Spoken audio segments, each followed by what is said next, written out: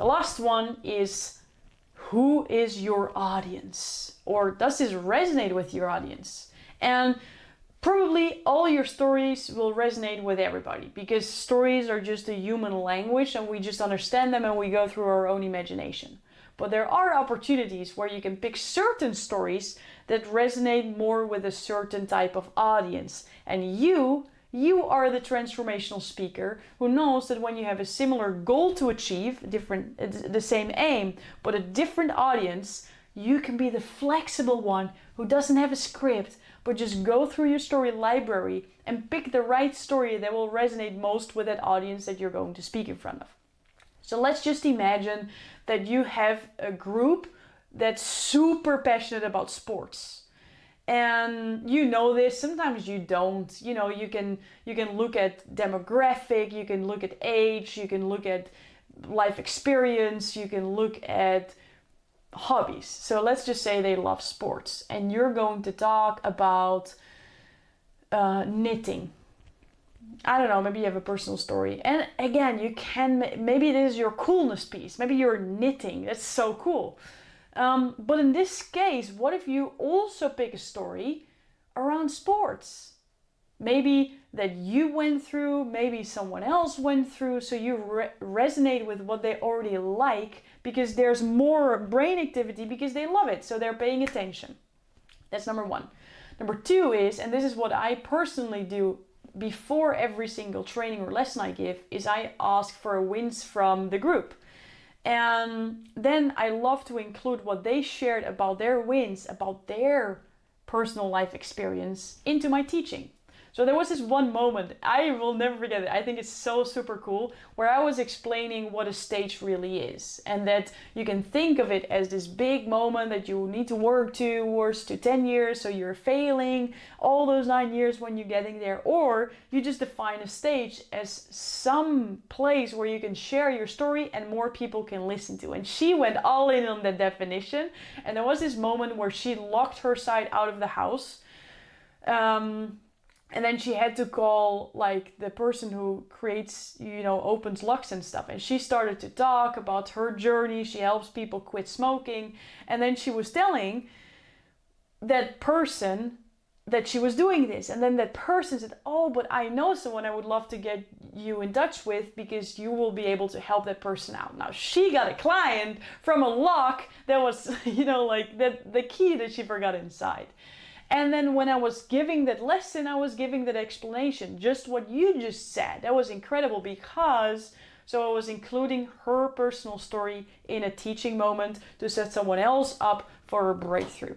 So it can be, what are the hobbies or what are personal preferences of the group? Best to your imagination, right? Then including someone else's win, someone else's share, or, and this is my favorite actually, what I truly believe that sets apart some speakers from real transformational speakers is when you can include moments that just really recently happened. So we just went through, what does a story say about you as a person? We went through the 3 C's. But what does it say about someone who incorporates his present life experience into teaching moments that you're having right now? Well, first of all, for you as a speaker, it makes it way easier because you literally just went through it. So you can really, really present it like it's happening now because it just happened. It shows your realness, your authenticity. You're going through it right now. It shows adaptivity. It shows flexibility. It shows humanness. I love to do that because it makes it more fun for me and more relatable for the audience. It makes it more real. So when you have a specific audience and something happened to you that day while you were going to that audience, it makes it very connected to them.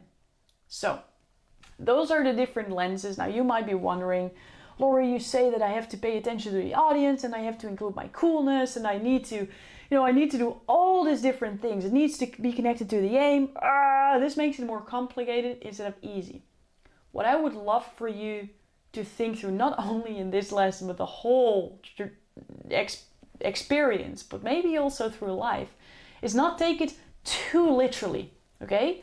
Do you see what my aim is in this whole section? Is to make it easy, fun, and impactful for you to pick the right stories. And I told you, it's not an do this, and it has to be like this. It's an art. This is the part where your personality shines through. When you pick your stories, these are great lenses to look through, to make it as optimal as possible, to make it as impactful as possible, to make it easy as possible for you to choose, to make it as fun as possible because your personality shines through. So this is the part where you're just going to pick one, to pick two, to pick three, to pick stories, and then just to wing with it and to practice it and to see if it resonates. And then when it does, great. When it doesn't, change it.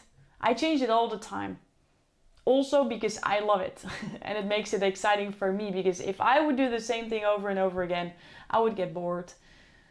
And then I would not come from a creative space. I would not come from an authentic space. And I love to be just real raw in the moment. So for me, pivoting stories doesn't only uplift my skill and my practice and my sincerity, it also makes it more fun for myself because I don't get bored. So let's go with it.